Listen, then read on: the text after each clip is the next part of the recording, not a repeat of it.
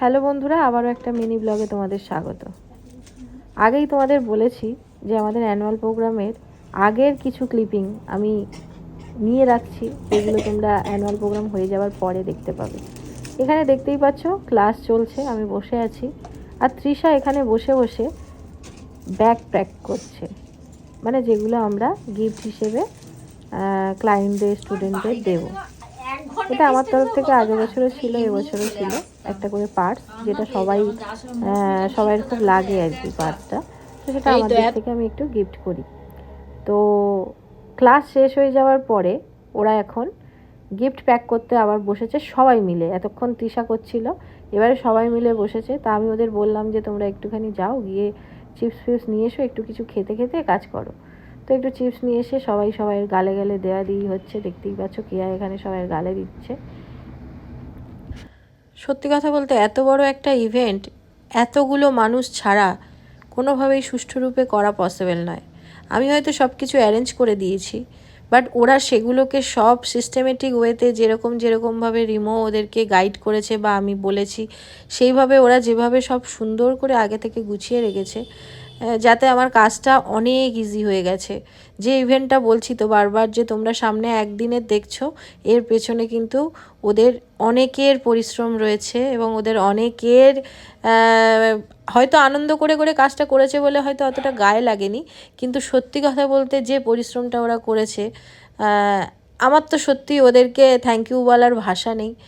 সত্যি কতটা ওরা একাডেমিকে ভালোবাসে, তবেই না ওরা এটা করতে পারে। আর আমাদের যে কোনো কিছুতে কোল্ড ড্রিঙ্কস তো থাকবেই। পিঙ্কি একেবারে মানে জান প্রাণ লড়িয়ে দিচ্ছে।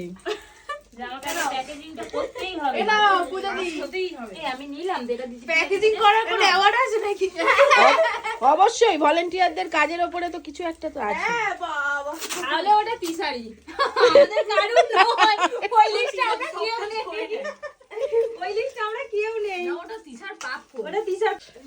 বলো ফার্স্ট হয়ে গেছো, তোমার ভাগের ভাগ হয়ে গেছে, ব্যাস। ম্যাম ও ক পাইছে, হ্যাঁ ক পাইছে, ও ব্যাগ প্যাকিংয়ের জন্য অ্যাওয়ার্ড পাবে। এই বড় ব্যাগটা পিঙ্কি তুমি এটা করে দাও, আমি আর পাচ্ছি না। ম্যাম এক্সট্রা ফাটা চট করে আমাকে দিয়ে দিচ্ছে।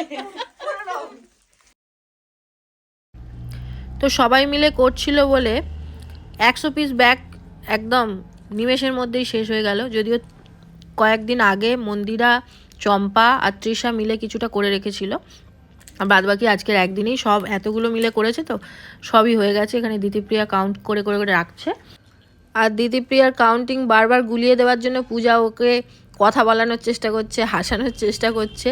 এই সব উৎপাদ এরা করতে থাকে ক্লাসের মধ্যে, তাই এখান থেকে এরা যেতে চায় না। কিন্তু দিতিপ্রিয়া একদম মানে না, ও কোনোভাবেই কাউন্টিংটা আর মিস করবে না। অলরেডি 2-3বার মিস হয়ে গেছে, তো সেই জন্য ও কারোর সঙ্গে কথাও বলছে না, কিচ্ছু না। পুরো কাউন্টিংটা কমপ্লিট করবে, তারপরেই ও কথা বলবে। সব কাজ কমপ্লিট করে এরপরে ওরা সব বসে কোল্ড ড্রিঙ্কস খেয়ে তারপরে আবার ওরা ডান্স প্র্যাকটিস করেছে, তারপর সবাই বাড়ি গেছে। তো এইভাবেই দিনের পর দিন কিন্তু একদিনের ইভেন্টের পেছনের কাজগুলো চলতে থেকেছে। তো যেগুলো আমি তোমাদের সঙ্গে একটু একটু করে শেয়ার করছি। আশা করছি ব্লগগুলো দেখতে তোমাদের ভালো লাগছে। যদি ভালো লাগে প্লিজ লাইক করো, কমেন্ট করে জানিও কেমন লাগছে। আর যারা নতুন দেখছো সাবস্ক্রাইব করতে ভুলো না। নেক্সট ব্লগে আবার তোমাদের সঙ্গে দেখা হচ্ছে। ততক্ষণ সবাই খুব ভালো থেকো, সুস্থ থেকো।